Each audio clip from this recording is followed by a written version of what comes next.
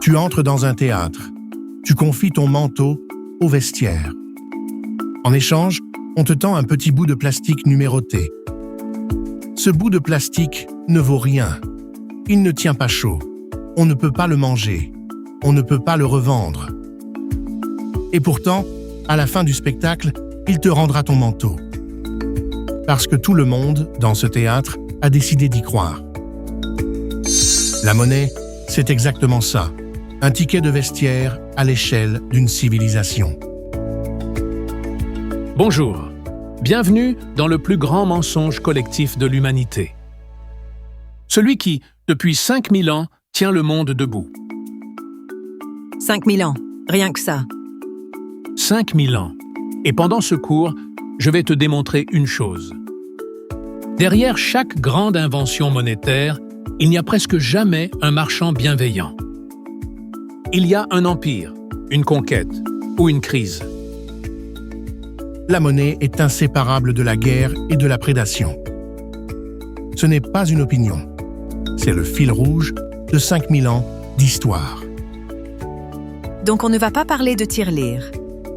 On va parler de trésors pillés, de forêts rasées, de rois qui trichent et d'empires qui tombent. Et à la fin, on parlera de ton budget.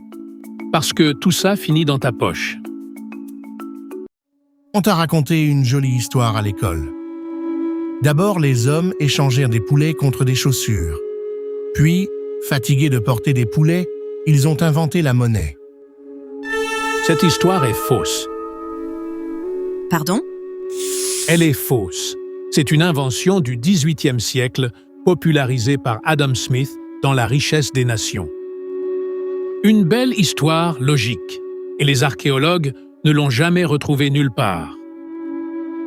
Ce qu'on retrouve, en revanche, ce sont les tablettes de Babylone. Des tablettes d'argile, gravées en écriture cunéiforme, vers 3000 ans avant Jésus-Christ. Et sur ces tablettes, il n'y a pas de troc, il y a de la comptabilité. Un tel doit tant d'orge au temple, un tel doit tant d'argent à un tel. On note, on ardoise, on régularise plus tard. Autrement dit, la dette et le crédit existent 2000 ans avant la première pièce de monnaie. Donc l'ardoise du café du coin est plus vieille que la pièce d'1 euro.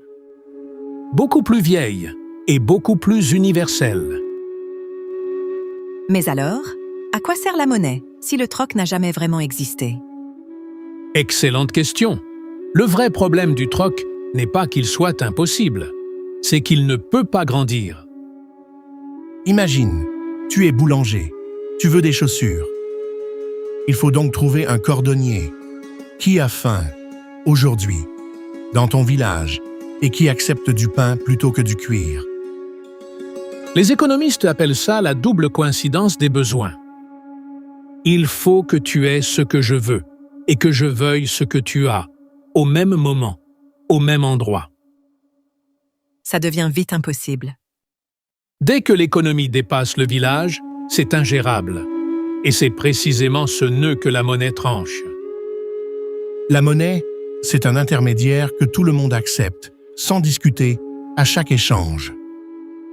Elle ne supprime pas la confiance, elle la rend anonyme, et donc infiniment extensible. Avant la pièce frappée, l'humanité a tout essayé. Et les objets qui ont tenu le rôle de monnaie ont toujours 4 qualités en commun. Rares, durables, transportables et reconnaissables au premier coup d'œil. Le champion toute catégorie, c'est un petit coquillage, le kauri. Un coquillage des îles de l'océan Indien et du Pacifique. On le retrouve en Chine dès 1600 ans avant Jésus-Christ. Puis en Afrique, en Inde, jusque dans les Amériques. 4 continents et une longévité que aucune monnaie moderne n'approchera jamais. Dans les tombes des rois de la dynastie Shang, on a retrouvé des milliers de kauris. Et quand le vrai coquillage venait à manquer, on l'imitait, en bronze, en os, en jade. Attends, on contrefaisait déjà la monnaie il y a 3000 ans? Le faux monnayage est aussi vieux que la monnaie. c'est même son nombre porté. Deuxième candidat, le sel. Rare, essentiel, divisible, transportable. Le sel conserve la nourriture. Dans un monde sans réfrigérateur, il vaut une fortune. Les soldats romains étaient partiellement payés en sel. En latin, cela se disait salarium. Et voilà d'où vient ton salaire. Donc tous les mois, je reçois du sel. Étymologiquement, oui. Troisième candidat, le métal pesé. En Mésopotamie et en Égypte, l'or et l'argent circulent en lingots et en anneaux. Et pour chaque transaction, on sort la balance. L'unité de référence s'appelle le shekel, environ 8 grammes et demi d'argent. Ce mot, shekel, désigne encore aujourd'hui la monnaie d'Israël. 4500 ans de continuité, dans un seul mot. Alors mettons-les côte à côte. Qu'est-ce qui fait une bonne monnaie? Le cori, joli, rare, léger, mais impossible à diviser en deux. Le sel, divisible à l'infini, mais il fond sous la pluie. Le bétail, de la valeur, oui, mais il faut le nourrir, et il meurt. Et le métal précieux coche toutes les cases à la fois. Rare par la géologie, inaltérable, transportable, divisible au gramme près et reconnaissable. Il ne lui manque plus qu'une chose, une seule. Que quelqu'un garantisse, sans balance et sans dispute, qu'il vaut bien ce qu'il prétend valoir. Et cette idée-là va naître dans un royaume dont tu n'as peut-être jamais entendu parler. 7e siècle avant Jésus-Christ. Asie mineure, l'actuelle Turquie. Un royaume, la Lydie, et un fleuve, le Pactole. Ce fleuve a une particularité qui va changer le monde. Il charrie de l'or dans ses alluvions. Plus exactement de l'électrum, un alliage naturel d'or et d'argent aux 3/4 d'or environ. Il suffit de se baisser et de tamiser. La fortune du roi de Lydie est légendaire. Ce roi s'appelle Crésus. Et 2600 ans plus tard, on dit encore « riche comme Crésus ». Bon, il a de l'or, il est riche. Où est la révolution? La révolution est dans un problème, et dans la manière de le résoudre. L'électrum brut est traître, sa composition varie d'un gisement à l'autre. Un lingot peut contenir 40% d'or, le suivant, 80%. Donc à chaque échange, il faut peser, analyser et se méfier. Et discuter, longuement, à chaque fois. La solution lydienne est d'une élégance stupéfiante. Les orfèvres du roi fondent l'électrum en petites pastilles rondes, toutes du même poids. On les appelle des statères. Puis ils écrasent dessus un poinçon officiel, la tête du lion royal. Ce poinçon ne dit pas seulement « cette pièce pèse tant ». Il dit « le roi garantit que cette pièce vaut ce qu'elle dit valoir ». C'est la naissance de la confiance institutionnelle, le socle de toute la finance moderne.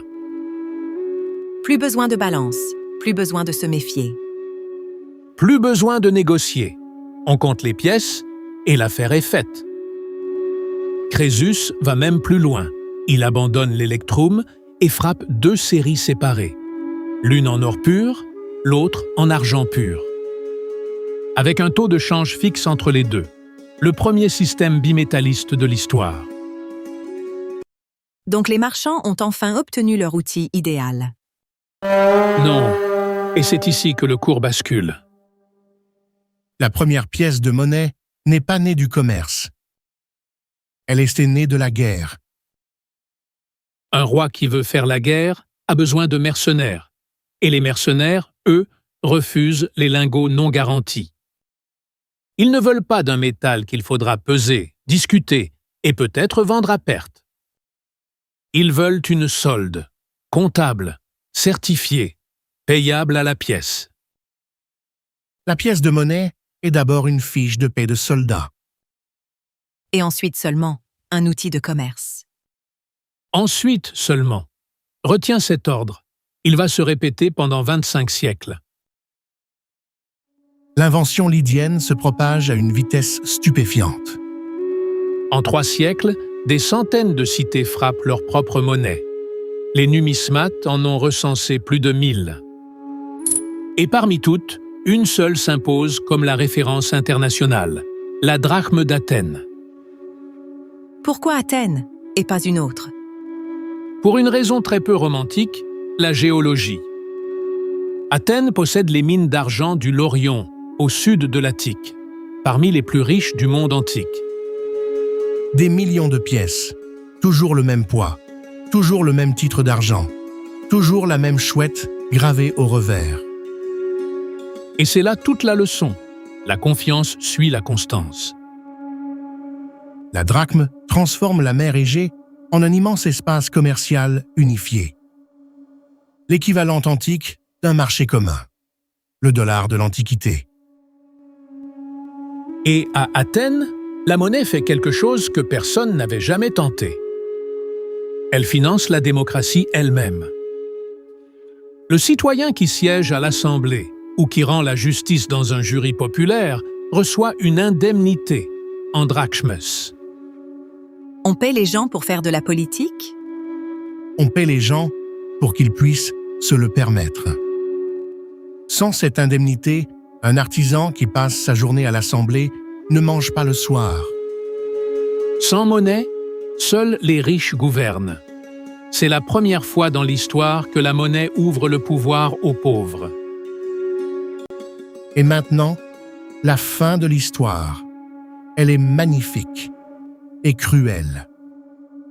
Athènes entre en guerre contre Sparte. La guerre du Péloponnèse, de 431 à 404 avant Jésus-Christ.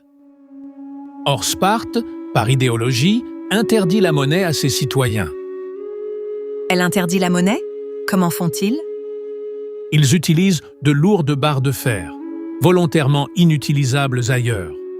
On ne peut ni les thésauriser, ni s'enrichir avec.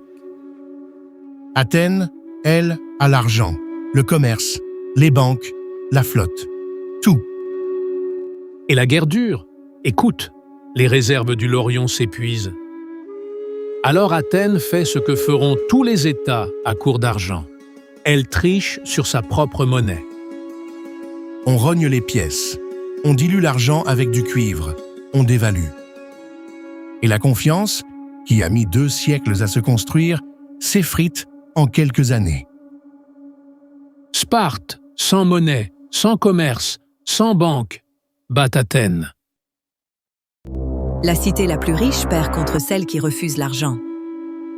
La monnaie est une force, mais une force qui se retourne contre celui qui l'a trahi. 334 avant Jésus-Christ. Un jeune homme de 22 ans quitte la Macédoine. Il s'appelle Alexandre et il va commettre le plus grand hold-up de l'Antiquité. À Persépolis, capitale de l'Empire perse, il s'empare d'un trésor estimé à 120 000 talents d'or et d'argent. Ça représente quoi, 120 000 talents? Environ 3100 tonnes de métaux précieux. Pour transporter ce butin, il faut une caravane de 20 000 mules et 5 000 chameaux. 20 000 mules, juste pour porter de l'argent. Et Alexandre ne le garde pas, il le frappe. Immédiatement, il transforme ce métal dormant en pièces à son effigie, à une cadence industrielle. En quelques années, la quantité de monnaie en circulation dans tout le monde méditerranéen explose. Un trésor immobile pendant 2 siècles se déverse d'un coup dans l'économie. Retiens bien cette image. Nous la retrouverons en Europe, 2000 ans plus tard, avec l'or des Amériques. À la mort d'Alexandre, ses généraux se partagent l'empire. En Égypte règne la dynastie des Ptolémées. Et Ptolémée Ier a une idée qui va traverser les siècles. Pour la première fois dans l'histoire, le visage d'un souverain vivant est frappé sur la monnaie. Son propre portrait, sur l'argent que tout le monde manipule. Réfléchis une seconde à ce que ça signifie. Chaque paysan, chaque marchand, chaque soldat tient le visage du roi dans sa main, plusieurs fois par jour. La pièce de monnaie devient le premier média de masse de l'humanité. Une affiche politique qui circule partout et qui rappelle à chaque transaction qui est le maître. Et 2300 ans plus tard, il y a toujours une tête sur les pièces. Toujours, regarde une pièce d'euro. L'idée de Ptolémée est encore dans ta poche. Et puis vient Rome. Rome a un problème que peu de gens connaissent. Sur son territoire d'origine, elle n'a presque pas d'or. Un empire sans mine. Comment finance-t-il ses légions? Par la prédation systématique. Chaque conquête est une opération d'extraction monétaire. La conquête de la Gaule par César fournit des quantités colossales d'or gaulois. Et les mines d'argent d'Hispanie sont exploitées par des centaines de milliers d'esclaves. Dans des conditions que les archéologues comparent à un génocide lent. L'aqueduc, le forum, les thermes, les routes. Toute la splendeur romaine repose sur un moteur simple: conquérir, piller, frapper. Et le jour où il n'y a plus rien à conquérir? Ce jour-là, l'Empire découvre une autre solution. Et c'est un poison. Cette solution s'appelle le débasement. Elle est d'une simplicité diabolique. Tu ne peux pas frapper plus de pièces, faute de métal. Alors mets moins de métal dans chaque pièce, et frappant davantage. Regarde ce qui arrive au denier romain, la pièce d'argent du quotidien. Sous Auguste, au 1er siècle, le denier contient 90% d'argent pur. Sous Néron, on descend à 80, sous Marc Aurèle, à 75. Sous Caracalla, à 50. Puis la chute s'accélère. Et sous Galien, en 268, le denier ne contient plus que 5% d'argent. 5%. C'est une pièce de bronze avec un vernis d'argent. 3 siècles. La même pièce, le même nom, la même tête d'empereur. Et à l'intérieur, presque plus rien. Et les gens ne s'en aperçoivent pas? Ils s'en aperçoivent, toujours. C'est là l'erreur de tous les rois tricheurs. Le marchand qui voit passer 100 deniers par jour sent le métal, le poids, la couleur. Il ne connaît pas le mot inflation, mais il double son prix. Résultat, hausse générale des prix, perte de confiance, puis refus pur et simple de la monnaie impériale. À la fin, l'État lui-même exige d'être payé en nature, plutôt qu'avec sa propre monnaie. L'État qui refuse sa propre monnaie, c'est l'aveu ultime. L'Empire romain ne s'effondre pas seulement sous les coups des barbares. Il s'effondre aussi parce que plus personne ne croit à sa monnaie. Récapitulons ce que nous venons de traverser. Avant la monnaie, il n'y avait pas le troc. Il y avait la dette et des tablettes d'argile. La première pièce naît en Lydie, pour payer des mercenaires, pas pour faciliter le commerce. La drachme d'Athènes montre que la confiance naît de la constance et qu'elle meurt de la triche. Alexandre et Rome montrent qu'un empire qui ne produit pas doit piller et qu'un empire qui ne peut plus piller triche sur sa monnaie. Et à chaque fois, ce sont les mêmes qui paient, ceux qui n'ont que des pièces. Dans la deuxième partie, la monnaie va perdre son corps. Elle deviendra du papier, un billet, une promesse écrite. Et l'humanité découvrira qu'une promesse, ça s'imprime beaucoup plus vite qu'on ne la tient. Rendez-vous en Chine, 600 ans avant l'Europe, et à Paris, sous la Révolution.